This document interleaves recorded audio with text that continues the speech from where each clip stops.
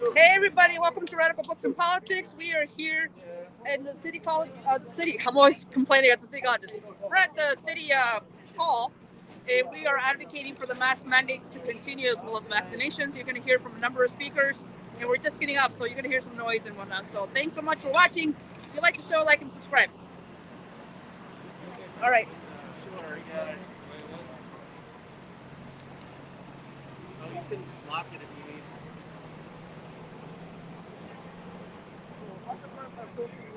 Okay, thanks. I wasn't planning on it. Dude, you didn't prepare me for that. Seriously. What? What, dude? No. No, I don't want to fuck it up. Sorry, dude. I'm going to end up saying Spanglish and then I'm going to look like an idiot. You do it in Spanish. Just kidding. No, you don't. My Spanish is hitting. Although I can't do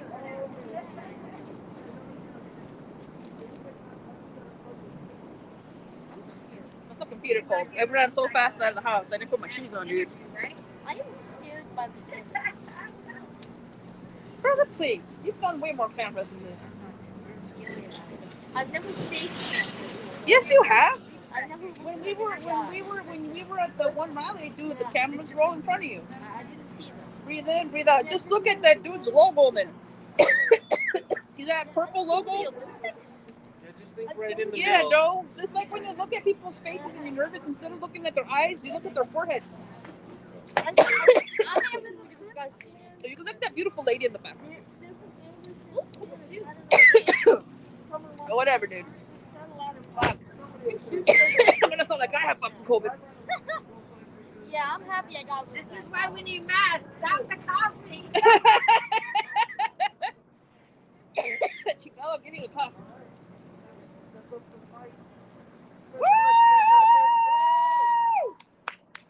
Hey, good morning, everyone. My name is Lynette Sims. I'm the co-chair of the organization called Black Women Organizing for Power. I'm also in leadership of the People's Response Network that I'll be monitoring today's press conference. Thank you. Our first speaker is Alderman Brian Ciccio Lopez of the 25th Ward. Can you speak up a little bit on that, please? A little louder. Yeah.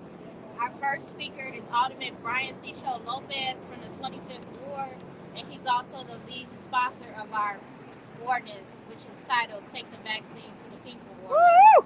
Thank you. Woo!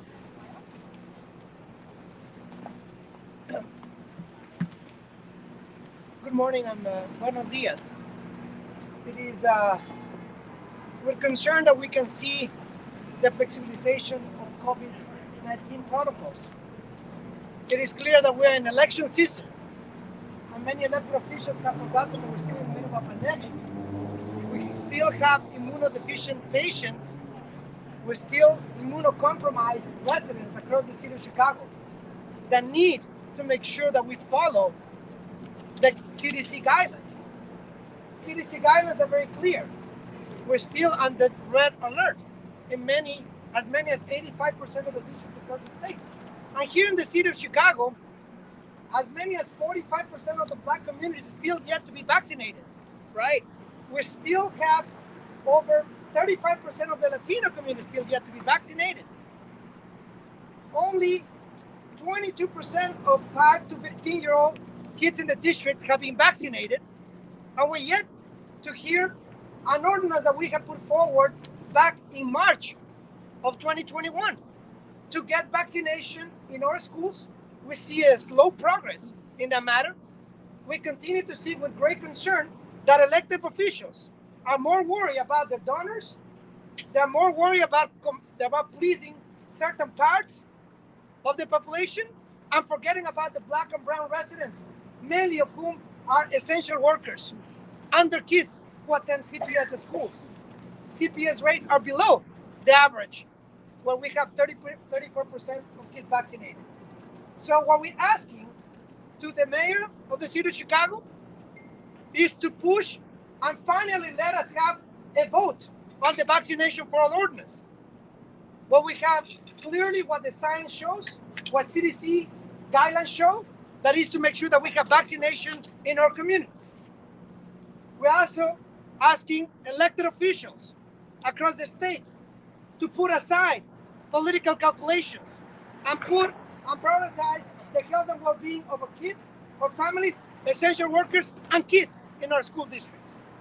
Brevemente en español, primero que nada agradecer a todos los quienes están aquí presentes, mamás, papás de familia, estudiantes, que tenemos también aquí estudiantes de CPS, también tenemos aquí expertos de salud pública que están urgiendo a todos los oficiales electos a poner, antes que los cálculos políticos, poner por encima de todo el bien y la salud pública de todos los residentes de la ciudad de Chicago y del estado de Illinois. Es con mucha preocupación que vemos que ya estamos en campañas políticas y se van olvidando las prioridades de salud pública. Vemos que ya vamos al más o menos del 45% de residentes negros de la ciudad que no han sido vacunados. Casi el 35% de la comunidad latina que todavía no ha sido vacunada. Con preocupación vemos que solo el 22% de niños y niñas de nuestro distrito de 5 a 11 años han sido vacunadas. Con preocupación vemos que políticos a lo largo del estado y aquí en la ciudad de Chicago tratan de poner por encima de la salud pública los cálculos políticos de siempre. Right. Queremos urgir a los oficiales electos que dejen de un lado la campaña política y prioricen antes que todo la salud y el bienestar de nuestros niños en el distrito, de nuestras familias, trabajadores esenciales que necesitan priorizar la salud pública. Especialmente preocupación con los pacientes y residentes que son inmunocomprometidos, que necesitan más que nada que tengamos urgentemente oficiales electos que pongan por encima de todo la salud pública. Muchas gracias. Thank you. Woo! Gracias, Byron. Hi, everyone. Our second speaker is a youth activist by the name of Antonio Estrada. No, Antonio Breed. Antonio Breed, I'm sorry. And our youth activist from the People's Response Network. Woo! All right, Antonio! Hit it. You can take off your mask, Antonio. You can take off your mask. Oh, okay.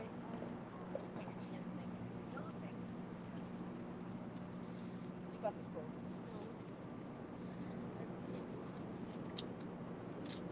Deep breath. Speak from the heart. Go up to the mic. Closer. We're with you, Antonio. Right. Don't Go worry. for it. Hello, everyone. My name is Antonio Gui. I'm currently a student facing the harsh reality of the fact that people are still at risk years into the reign of the virus. I believe this is pure insanity that people at our highest pillars of leadership in Chicago still turn a blind eye to a virus that is attacking life as we know it. A virus that has taken over 36,000 people from us in the home. People who had families and lives yet to live. Yet, it's like to some people, lives taken away from us due to COVID don't matter. Right. Even now, in places like the Chicago metropolitan area, we still see the rates aren't going to drop anytime soon. We as a collective need to do something about this. If we don't, we will only see cases and deaths rise. This is why we need to continue fighting and show the best way to stop the spread of COVID-19. I'm lucky to be vaccinated and in fine health, but this is not the same for people.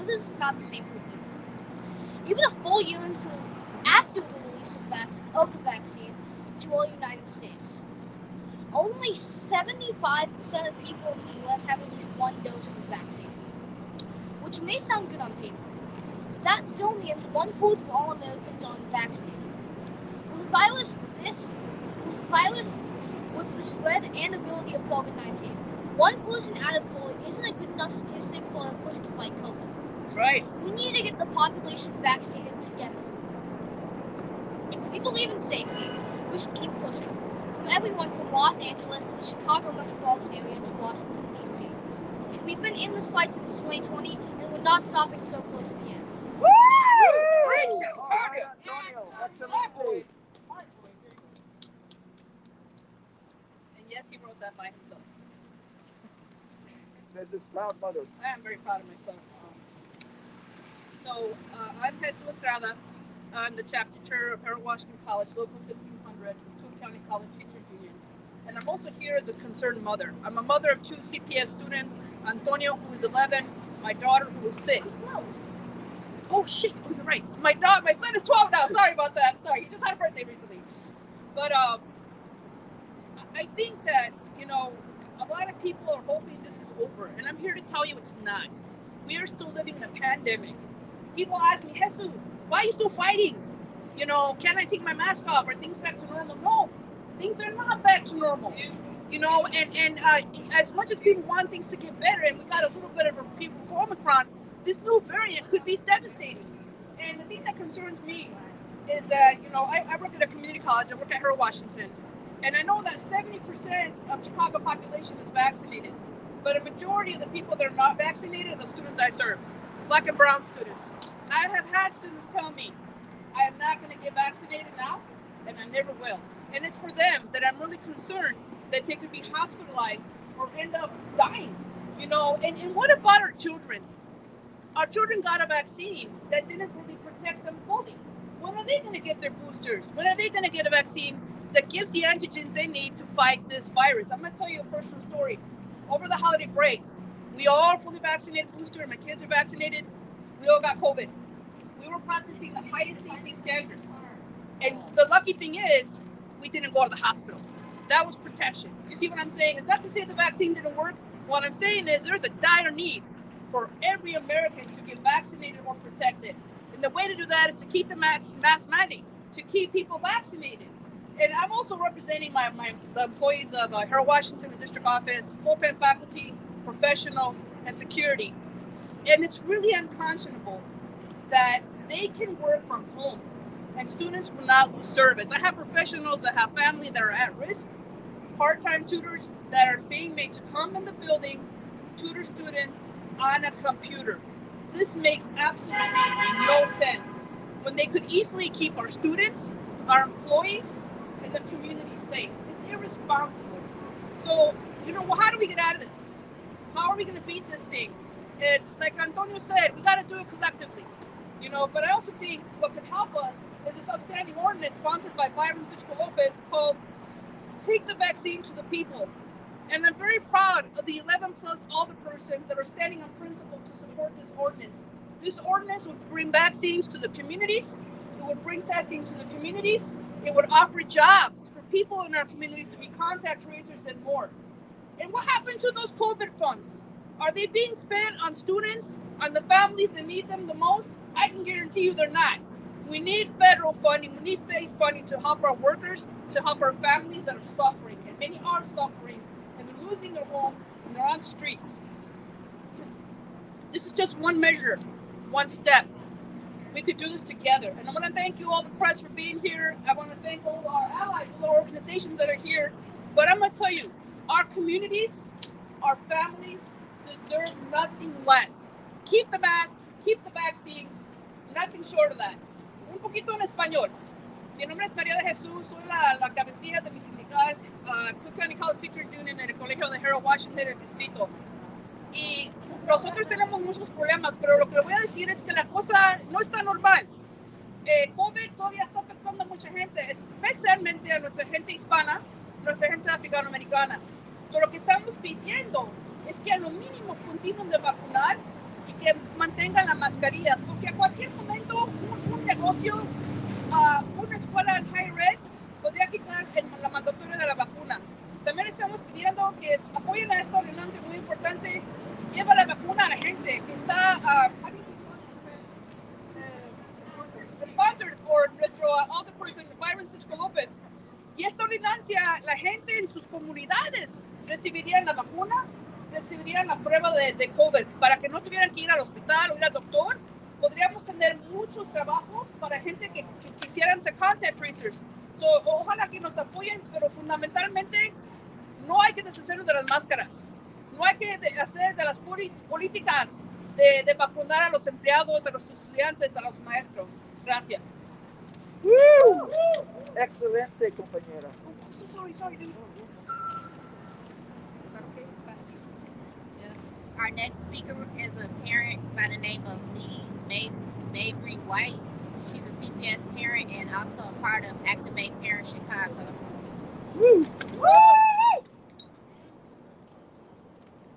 Good morning. morning. My name is Lee Mabry White, and I'm a proud mom of an autistic second grader in Chicago Public Schools.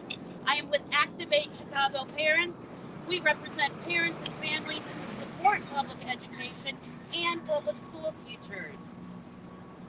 We are here to push back against the attacks on public schools by extremist groups and those who want to privatize, monetize, and control Chicago public schools. Here, here. All right. First and foremost, we thank our teachers and their mighty, mighty union who sacrificed 4 days of pay to keep our children safely in school. Amen. Their safety agreement shields our students from the politicalization of masks and COVID mitigations. As Stacey Davis Gates has said, COVID mitigation is a group project. Universal masking keeps our schools open and our children as healthy as possible. Less than 30% of our elementary school children are vaccinated, and we need to hold steady for our children under 5 who do not have a vaccine That's available. right. Preach it. I must use this opportunity to speak to our children with IEPs and 504s, many of whom are medically fragile and are protected under the American Disabilities Act. They are legally required to receive a free, appropriate public education. This makes masking of paramount importance for their health and safety.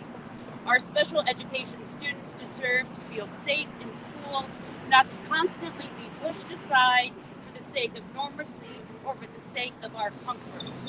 Lastly, we demand Chicago Public Schools add the COVID vaccine to the list of required immunizations for fall 2022. Woo! We need a path forward, and masks in combination with vaccination are our only options to move in the direction that we all want.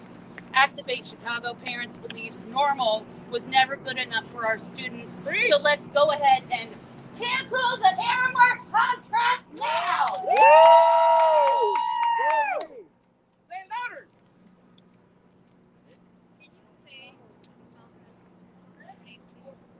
Lee is spelled L-E-I-G-H. Mabry is M-A-B-R-Y, and White is W-H-I-T-E. Speak up, sister. Speak up. Speak up. Sorry. Sorry. Our next speaker coming to the stage is Erica Nato. She's a CPS mom and also represents Raise Your Hand, Illinois. Woo! Raise your hand in the house. Woo! Yes. Hi, my name is Erica Nava. It is spelled E-R-Y-K-A-H. Nava, N-A-V-A. I am a CPS parent to a first grader. I am also the communication strategy organizer for Illinois Raise Your Hand. We are here today because we are in support of continued mask mandates and vaccine mandates for the 2022-2023 school year. Recently, anti-mask and anti-vaccine protests led by mainly white wealthy parents and various electeds have risen across the nation and have now popped up in CPS. Those parents do not represent our community's most vulnerable and oppressed in our Chicago public schools, nor do they represent the care we have towards our disabled, immunocompromised, low-income, unvaccinated, and or Black and brown communities. Many of our CPS parents and community members are frontline workers, forcing them to be consistently exposed to COVID. Removing mask mandates continues the historical isolation and mass death of our most vulnerable community members. In addition, children 5 and younger remain unvaccinated, and it is unclear when we will receive a vaccine for them. We cannot leave those children and their families to fend for themselves in the middle of a pandemic. Children 5 to 11 still have a low vaccination rate, and only a bit over half of 12 to 18-year-olds are vaccinated. We need a vaccine mandate for schools. It is our communities who are dying from COVID and long COVID complications. We will not accept any more mass COVID deaths. We will not accept the ill-equipped way our government has handled this pandemic.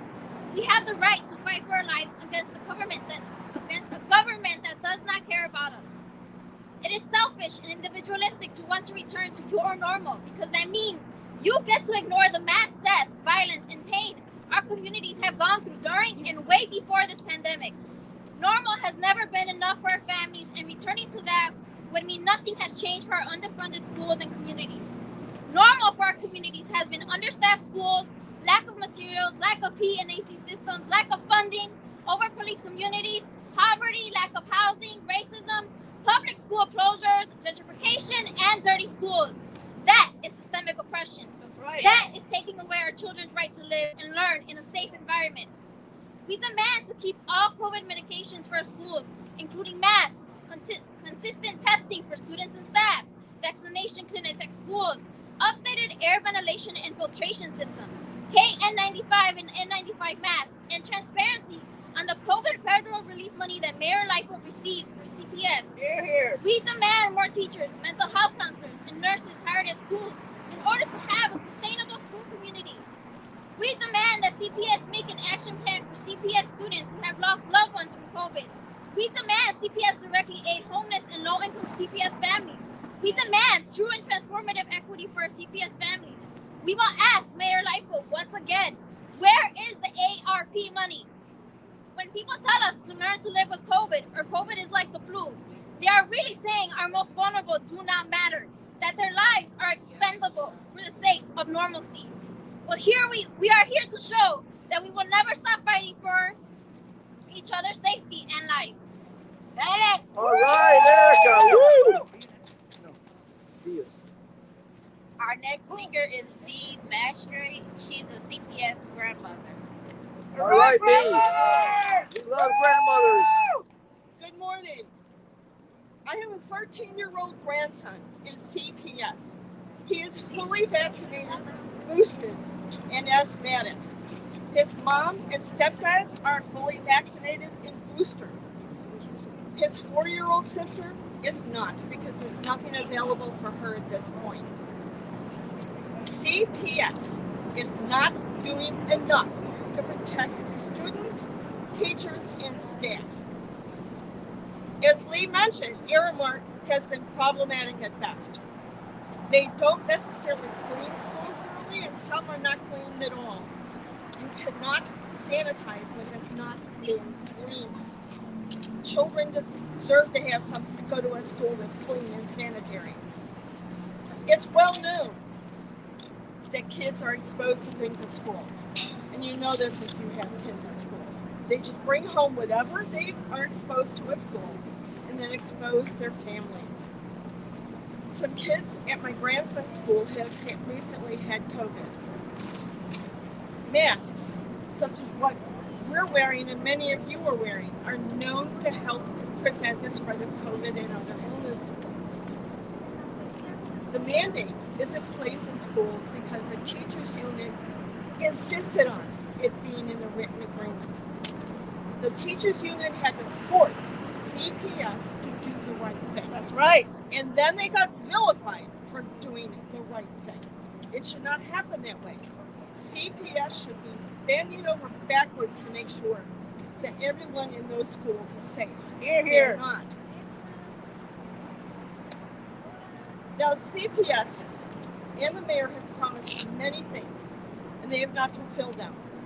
They have $2.6 billion available for providing masks, doing testing, contact tracing, paying for school nurses, using schools as vaccination sites, and more. That money is not being used. It's time to use that money, and it's time to replace Aramark with a company that will do its job. Here, here. It's time for CPS to fulfill their promises. Thank you. Woo!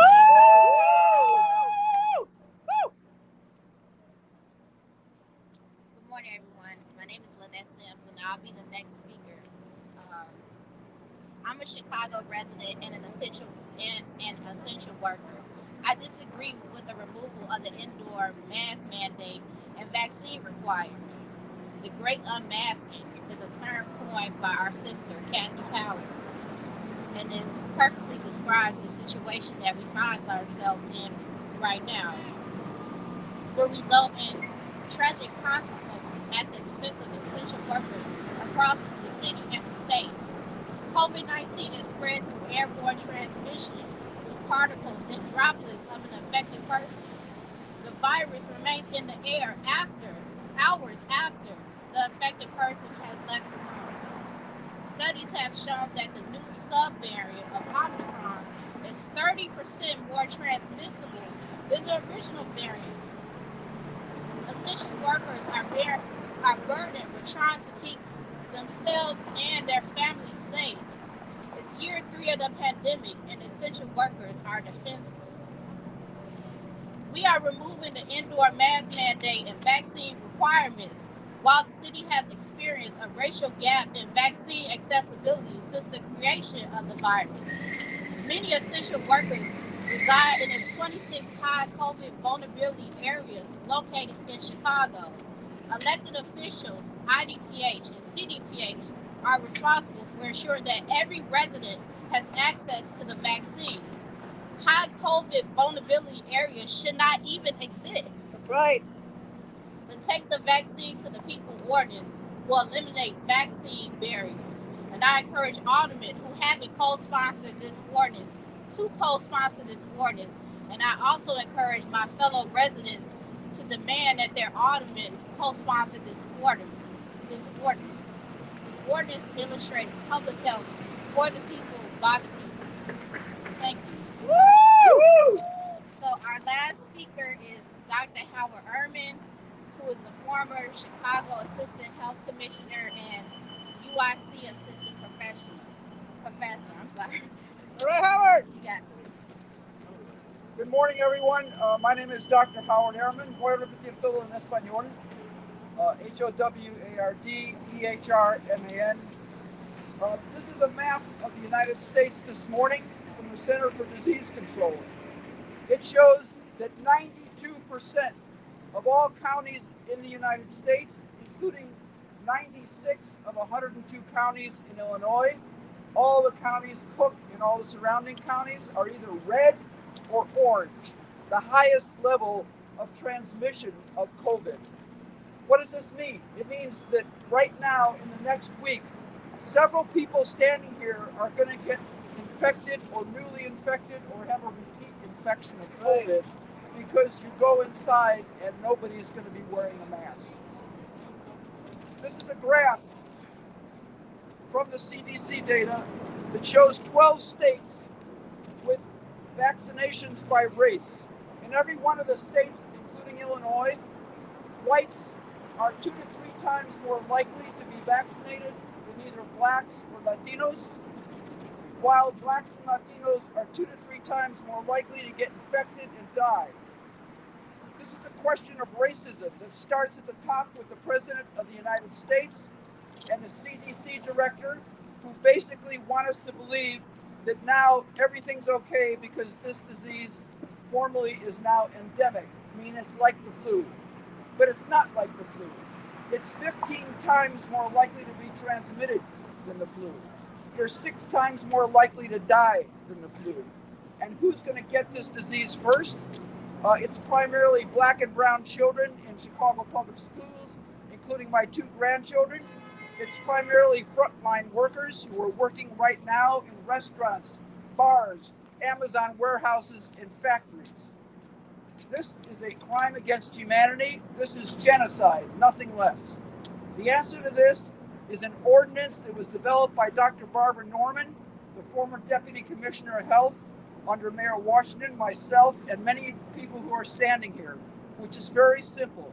It basically says, take vaccine, take testing directly into the schools, into the churches, into the Park District field houses like we did for 170 years before this.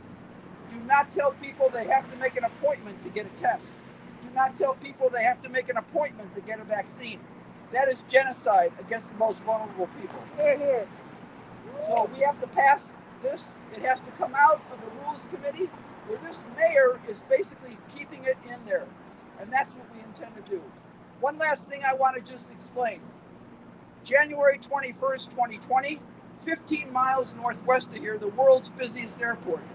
A couple flew directly from Wuhan, China into O'Hare Field, walked through the entire international terminal, stood in line in immigration, went through customs, and basically then the next day was found to have the second case of COVID known in the United States. What did our mayor and incompetent health commissioner say? basically said, don't worry, we don't have any community transmission when we had no testing. We had community transmission then, we have much more now. En español, mi nombre es Dr. Howard Ehrman, fui el comisionado asistente aquí en Chicago entre 1985 y 1991. Voy a presentar un plan de Estados Unidos que dice que son más de 92% de los condados, incluyendo casi todos los condados de Illinois, el condado de Cook y todos los condados alrededor, donde la transmisión de esta enfermedad es muy alto, todavía es alto. No vamos a tener una seguridad para quitar las máscaras, para quitar los requisitos de las vacunas antes que todo está azul. Y nada más es un condado en todo el estado de Illinois que está azul. Es un crimen contra la humanidad, es genocidio, especialmente en contra de la gente morena y la gente latina que existe aquí en esta ciudad, en todo el estado y Estados Unidos. Nosotros ya proponemos hace casi un año por el concejal Byron Citro López una ordenanza muy clara que vamos a llevar las vacunas, las pruebas de COVID y todo lo demás adentro de todas las comunidades, en cada escuela, en cada iglesia, en cada parque, en cada sitio de trabajo. Esta ordenanza tenemos que pasar, pero la alcaldesa no quiere porque quiere privatizar todo el dinero. Ya tenemos datos que vamos a presentar en 2 semanas, datos que dice que 90% de todo el dinero que llegó a Chicago, incluyendo en las escuelas públicas, no está gastando en las escuelas ni tampoco en el Departamento de Salud. Está gastando con organizaciones privadas y compañías privadas. Muchas gracias.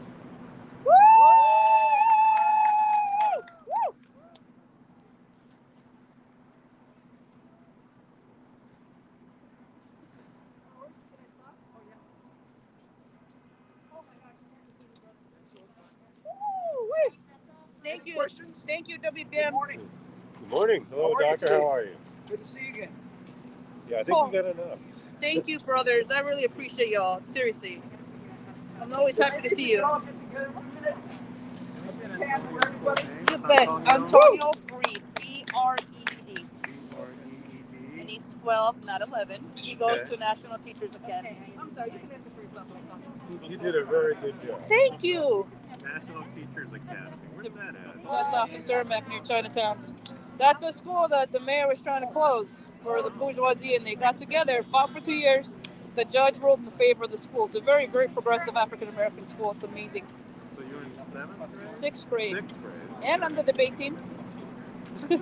Since 5th grade. He's been on the debate team since 5th grade. It's Dr. Jesus. Yes. Jes, accent on the U. Okay. Estrada. Estrada. I thought that was a misprint. No, it's not. I go by my middle name. My first name is Maria, so too many Marias in the world, right? Hey, everybody. Thanks for watching. Like and subscribe if you like the stream. Bye. Yeah.